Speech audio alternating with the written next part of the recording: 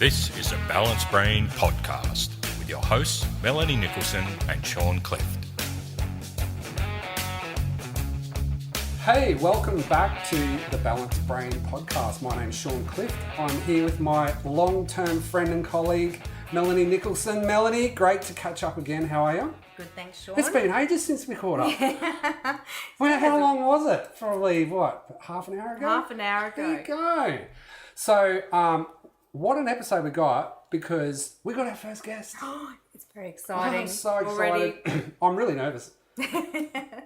And you know, for a couple of reasons. Number one, it's our first guest. Number two, girl who I went to school with, well, she went to the girls' school across the road from the boys' school, but we did a couple of things together, didn't we? We played in the orchestra together. We had fun. So it's been since 1993 since I've seen you.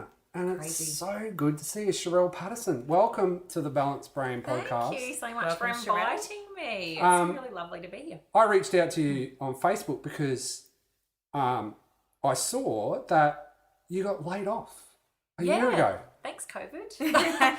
So a year ago you got laid off. Yeah, pretty much. How did that feel? Yeah, not great. Pretty surreal, a little bit scary.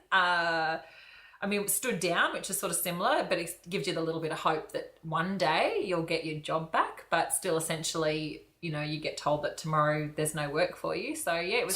So how did that happen? How quick was it? So yeah, well, I'm an international flight attendant with Qantas. Yep. So obviously with the COVID situation, work pretty much stopped overnight. I actually kind of started off about almost a year ago to the day, but a couple of months before that, I had worked on the charter flight that Qantas did that went to Wuhan to pick up Aussies really? that Wow. were stranded Okay, so there. that was... Yeah. So initially, That was a big deal. the first lockdown was. Yeah, like, and so nothing had really happened in Australia, not just Queensland at that stage. We hadn't even had a case. Nothing had happened at that stage. But it was. We still knew something serious was happening. You know, we got on that flight, and we had the Department of Foreign Affairs and Trade guys on the aircraft Were you and the scared? AUSMAT team. Because then no one knew what was going on. Not until we kind of landed into Wuhan. And it was just so surreal landing into an airport and there being absolutely no other aircraft traffic on the ground. Wow. It was like a ghost town. So that was kind of the moment where we started to think, wow, this is actually a pretty big deal. Because, as I said, until that point, we've been very far removed from it in Australia. How did you get that job? It was just something people put their hands up for. You said, take me there. Why did you volunteer? Take me to the plane. A lot of people ask me that same question. I was on won't go into all the details, but I was on what they call a standby roster at the time. So I hadn't been rostered specific trips for that 2-month period. It was all just on-call stuff. So you're kind of a pool of people that are there in case others go sick or whatever.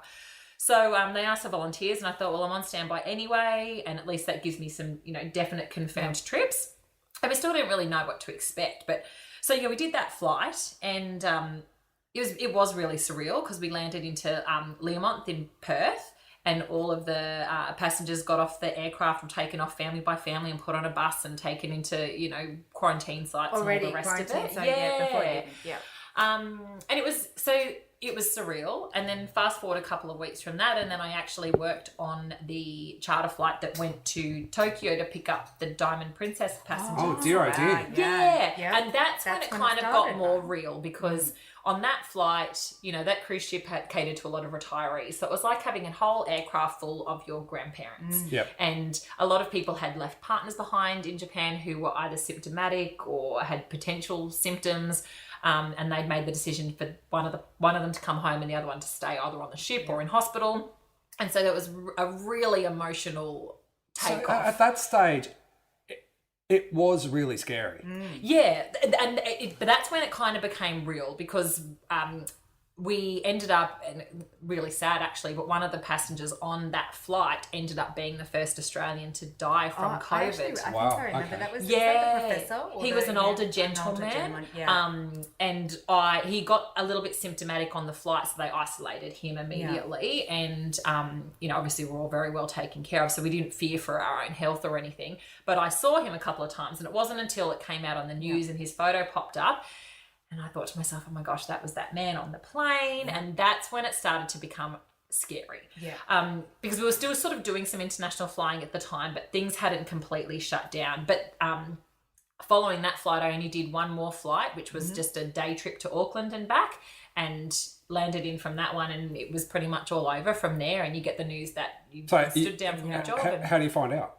Well, I mean, to be honest, I can't even remember the specific thing that we were told, but at that stage, we were in constant communication with our office, and they were holding, daily conference calls that everybody could dial into from their homes, and they were giving us all the latest updated information and everything that was being sent out from the government in terms of border closures and all that stuff. And, because it starts off, you can't go to this place, and now you can't go to this place, and then all of a sudden we're closing our international borders, and you're all, there is no flying. So it was crazy at the time, very surreal, and I think is still a part of it that still is, even though we're a year into it. There's still times when I think, gosh, I can't believe it's been a year since I stepped foot on an aircraft, and we've got no sort of end in sight really at this stage. And so most days it still doesn't feel real. I still kind of feel like I'm on a little bit of an extended holiday. But the worst holiday I've ever been on. I don't know. It's Hey, come on, Brisbane's not that bad. I love it. Look, there's so many. It's great. We've got a river. That's right. So what did you end up doing then? Once you found out that you were stood down, then what happened after? So, I mean, I was in a very fortunate position. A long time ago, before flying, not long after I saw Sean for the last time, I was a primary school teacher. And so I did that for 1 year, and I spent a lot of time working overseas after that. And thank goodness I've always kept my teacher registration current and my credentials up to date. And I've always done a bit of relief teaching around Brisbane. Even during flying, I was kind of teaching 1 or 2 days a month just to kind of keep my name in a couple of schools, keep myself known. As soon as we got stood down, I just reached out to a couple of principals that I do a lot of work for, and just said, look, this is the situation. They already knew because it was all over the news, everything that was going on. And I just said, look, any extra work that you can throw my way. Obviously, I'm available 5 days a week now as opposed to a couple of days a month. And the couple of schools that I do most of my work at couldn't have been more amazing. The work just started flooding in, and I was very, very lucky. I mean, I'm in a position where I'm a single person with no children, so I didn't have the added stress of worrying about having to support other people. But there's a lot of people that I work with that, I work with a lot of single parents and a lot of, people who all of a sudden they don't know where their next paycheck is coming from, and they've got school fees to pay for and food for the kids and all of that stuff. So I'm so fortunate that I didn't have that added stress, but everybody was just scrambling to start finding work. And it was, to be honest, it brought out the best in the people. I mean, flight attendants are a really amazing group of people, and we're all very close. I think it comes with the environment that you work in. But everybody just banded together, and all of these Facebook pages popped up about job postings, and everybody was sharing job postings. And then someone else would share the fact that they used to write resumes professionally, and if you want me to help you, let me do that, and I can show you how to write a cover letter. And everybody just sort of pulled together. And Woolworths were amazing. They instantly took, I think every Woolworths store took on 5 Qantas crew. That was right, because that was at the height of toilet paper craziness. Toilet paper. They needed The great toilet paper crisis of 2020. That's right. I actually read something funny today. It was a meme, I think, and it said March 2021, just like March 2020, but now we have toilet paper. Life's way better. So heaps of people ended up going to Woolies and getting jobs there, which was fantastic. And everybody's just been, we've been for the most part really lucky. Everybody's has just sort of found something else to slip into, and you just do what you've got to do. Shirelle, over the years I've been looking at your Facebook posts every now and again and thinking, what, man, this girl, I don't remember her being like that at school. She played the flute in the orchestra, and now she's this international glamour life, living in the Bahamas and units in Miami and parties and champagne. What was that because like? we always put the mediocre stuff on Facebook, don't we? I mean, we never just put living our best life out. But that must have been difficult. Had been grounded. So that must have been a big sort of sense of your identity. I did 16 years on cruise ships and then came back to Australia, and I've been with Qantas since October of 2016. So it's not been too long. But I mean, that was the thing coming back from ships. I thought to myself, what do I do now? And going back to full-time teaching was never something that really appealed to me. So I wanted a job that gave me that similar lifestyle to ships, with the travel and being in a different place every day and working with sort of similar-minded people. But I wanted to be home. I didn't want to do an 8-month ship contract. I wanted to have a home base and spend more time with family. And so being a flight attendant was always something that appealed to me. And so I came home from ships, and like I was saying to you guys earlier, the stars kind of just aligned, and Qantas were hiring at the time because it's a really competitive job to get into, and especially flying internationally, and especially being in Brisbane. When I first applied, there were only positions in Sydney, and I thought, oh well, a change of scenery. And I went to the interview in Sydney, and on that day they said, actually, we need people in Brisbane, so if that would be your first preference. And so it was just like everything worked out perfectly. And it's been so nice to have that similar lifestyle to ships, where every day I'm going to a new place and every day I work with new people. But now I get to come home and I get to have a home base, and there are days off, and I'm not gone for months at a time. But it was a real shock to the system to come home after that last trip and think to myself, well, I may as well chuck my suitcase under the bed or in a closet. I don't need to leave it in the doorway anymore because I'm not using it every day. And I think the first couple of months was a bit of an adjustment, because you are so used to always being somewhere. But as time goes on, look, as much as flying is a job you do because you love it. You don't do it because it's super high paying or it gives you an amazing work-life balance. You do it because you love that lifestyle, and but you sacrifice a lot. So it's been really nice, actually, as much as we all miss working in that amazing job that we loved and we're so lucky to have. Now I get to be home every weekend, and if someone says that they've got a barbecue or a birthday party and it's next Saturday or 3 weeks on Saturday, I already know straight away, well, I'm not out of the country. I know I'm going to be in Australia. So that's been a really nice change. Christmas, I knew without a doubt that I was going to be able to have Christmas with my family because I wasn't going to be away, because I've been away for the last few Christmases. So there's certainly been bonuses to being grounded for a little while. And doing the Monday to Friday kind of thing. It's been great. Not that I think I want to do it forever, but it's been a really nice time for me to spend more time with family and friends, get my backside to the gym more regularly, and just overall feel a lot more healthy, I guess, because I'm not jet lagged and tired. So tell us, it's been a big transition for you, a big change. What's some of the things that have helped you?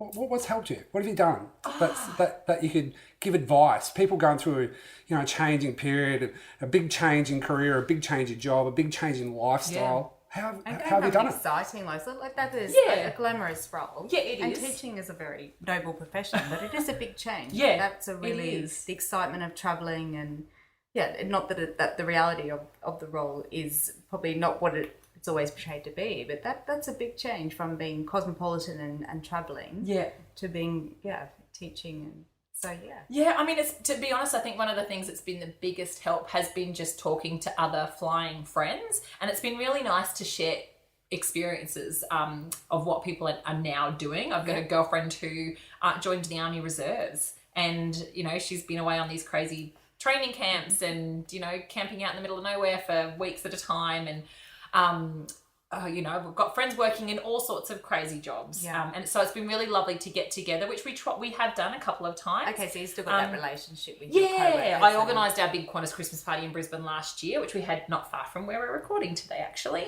And it was lovely to get everybody together and to just share all those experiences that we have, and to be around people that know what it's like for your life to kind of come to a screaming halt, and to not have the certainty of what's going to happen next. So I think the biggest thing has just been talking to people and sharing those experiences, and just being open to stuff. Over the Christmas holidays, being a relief teacher, I don't work in the school holidays, obviously, and I certainly don't get paid in the school holidays. So Christmas holidays were coming up, and I was thinking, gosh, it'd probably be a smart idea to find some sort of work just to keep some money coming in over the holidays, and I ended up working at Costco over Christmas. A place I never expected to work at. There's a radical change. the social coordinator on a cruise ship too. Yeah. What were you doing at Costco? I was doing refunds and membership. Very exciting. A very vital Yes. position. And I absolutely loved it. Really? Yeah. Why? What was so I'd good never about it? worked in a retail job, not even during high school. My dad was a real estate agent back when I was in high school, and so I used to help clean display homes. That was sort of my high school job. So I was never one of those kids that worked at McDonald's or, I don't know, got to use a cash register. I found that really exciting. I don't know, I used to get a real kick out of people coming and paying cash because I've never used a cash register before. So that was something really fun.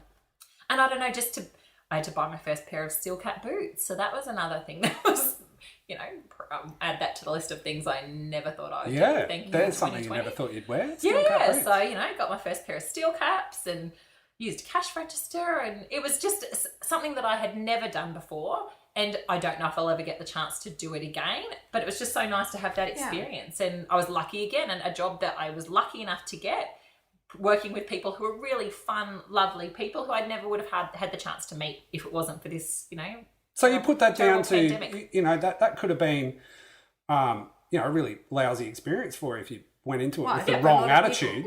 Yeah. So what's the attitude you took to it?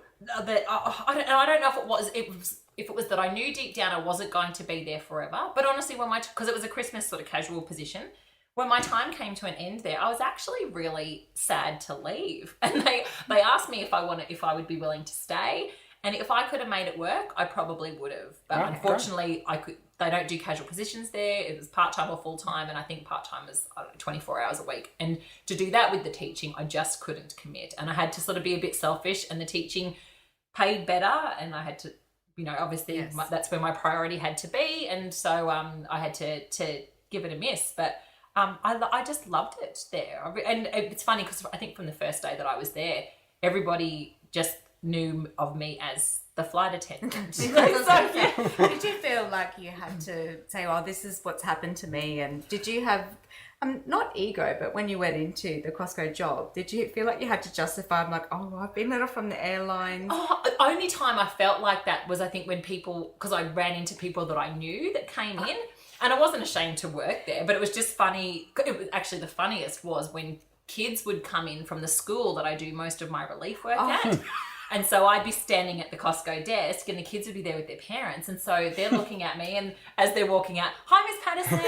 And then that was the okay part. But then it's their parents who are looking at me going, "How do you know my child?" Lady behind the Costco He can't go to Costco without us. Who my children are calling by name.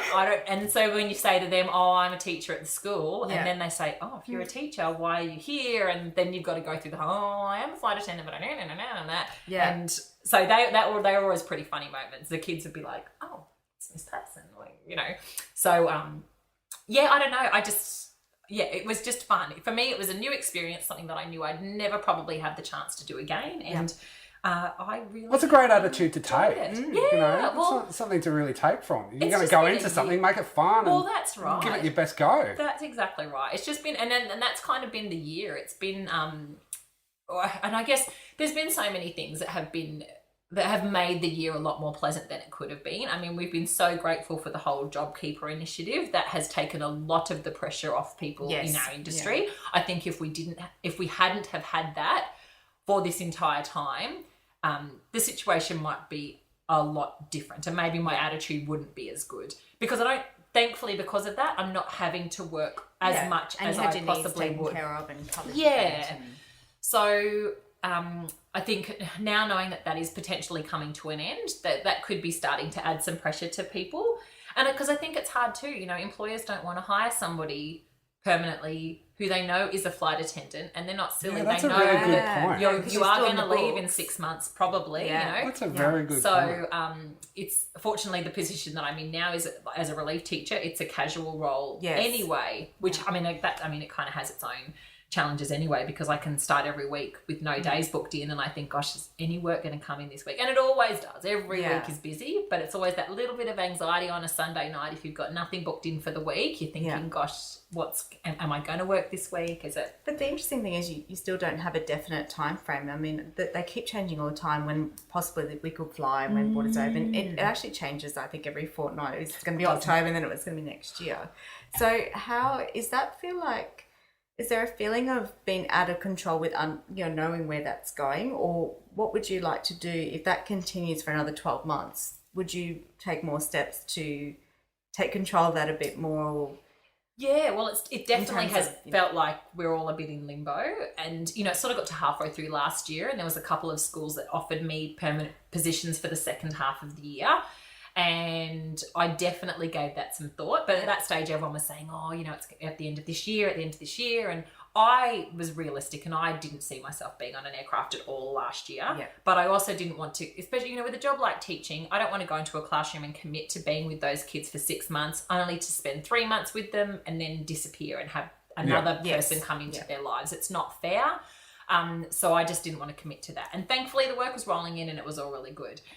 So now I do feel like I'm in limbo because we just don't know. Yeah. We know it eventually will come back. But even with the latest predictions saying that, international flying will start again in October, it might start again in October, but that doesn't mean that every international flight attendant is going to go back to work in October. It's going to take a really long time. Because even if people are allowed to fly, people are going to want to fly. Exactly, 100%. And Qantas has come out and said that they don't anticipate us being back to pre-COVID flying capacity until 2024. Wow. So that's a long time. So from October this year until 2024, that's going to just be a period of building and building and building. And as more flights go back online, more crew will be stood up. But who knows how long that's going to take. So it's hard. There are days when I think maybe I need to probably knuckle down and just find something permanent. But what do you do? I don't know. I'm still fortunate enough because the teaching has become so regular and I'm getting plenty of work. I don't feel the pressure on me yet to have to find that sort of commit to a permanent sort of a job. But like you said, every day it changes. So it's tough. It's tough, but it's there's certainly people that are in much more difficult positions than me. So I feel very, very grateful that I've had this job to be able to fall back into, I feel really lucky, to be honest. Yeah. Shirelle, what's your advice then? For people that are going through a change, whether it's a change in career or a change in their circumstance, what's some of the lessons that you think you've learned? Be open to do anything, to be fair. I think I never thought that I would have worked at Costco, not because I think I'm above that sort of job, but I just never thought that was a job that I would have to take because I had a job and who would have ever imagined that we would be in this situation that we're in right now. I think, as I was saying, even when I did that charter to Wuhan, we knew it was serious, but I don't think even at that time we 100% contemplated this situation. No. So I just think you've got to be open to things, give things a crack, and don't be afraid to go outside of your comfort zone. If it's something that if there's an opportunity there that you don't think you'd be any good at, or you don't think you have the skill set for, you don't know until you do it. So I think you've just got to be open to opportunities, approach things with an open mind, and nothing is permanent. So if you are in a situation that you're not enjoying, well, use that time to find a situation or an opportunity that works better for you. I don't know. It's I think you've just got to be open and willing to try anything. That's the theme of our podcast. There you go. Totally. And be adaptable. So, because you just don't know what can happen. This is 100% proof of that. You just don't know at any time. And try and find the fun, hey? 100%. Yeah. That's got to be there. Well, and that's been the blessing now. I mean, actually, it's funny. I'm halfway through this 8-week challenge at my gym, and I've never committed to it when they've done it previously because, you had to commit to a certain amount of visits in a week. And with the flying, there's often times when I'm away for a week at a time and I just couldn't commit. And so this year when it came up, I was like, right, this is the year that I'm going to knuckle down and really, focus on me, get fit, get healthy. And I'm loving it. I'm someone who would make any excuse to not go. But now I'm going 5 or 6 days a week and I'm really proud of myself. And it changes every aspect of your life. Yes. Like, when you feel better physically, it affects your mental health, it affects everything. So, I think just being happy and approaching things with a positive attitude it's really huge. Not always easy, sometimes downright impossible, but it's, you've just got to give it a crack. So. I think that's excellent advice. Thanks, mate. I mean, you certainly seem like you're the person that's going to take on anything with an element of fun and give anything a crack. Yeah. And I think that's some really great advice that you're giving there. Be open, get out of your comfort zone, give something a go, make it fun. Yeah. 100%. It's all about attitude, hey? Yes, it is. And open-mindedness. Shirelle, it's been so great to have you here. Thanks, I really, really appreciate you coming in. Yeah, it's been lovely to see And you. it's been great to catch up. After so many years. Oh, so long. You know, God, you don't look like you're a day out of school. It's Oh, amazing. gosh. That's very kind of... Well, I'm only 21. But listen, great chat. I really wish you all the best for the Thanks future. so much. And I think you're going to be as good as gold no matter what you do. I think I think so too. And look, one day life will become... I mean, it's normal. This is the normal, I guess, now. Yeah. But it'll come back, and we'll look back on this time, and it'll be an all too distant memory. But it'll be filled with some great memories of, you know, Christmases and birthdays that I would have normally missed. I've been home for, and you know, get to know that I'm home every weekend, like I said, and just taking a bit of time to look after me. And it's been really good. Deep down, it's been really great. So Fantastic. Well, thanks again, Shirelle. oh, you're welcome. Look, we'd love to get your feedback on this show or any of our other episodes. So we'll have some links in the show notes that you can get in touch with us through social media and our email. So once again, thanks, Shirelle, for a fantastic interview, and it's been great, hasn't it? Yes, it has been. I'm not nervous anymore. I'm ready for another guest. So we'll see you all. Well, you'll hear us all next on the next Balanced Brain podcast. Bye. Thank you.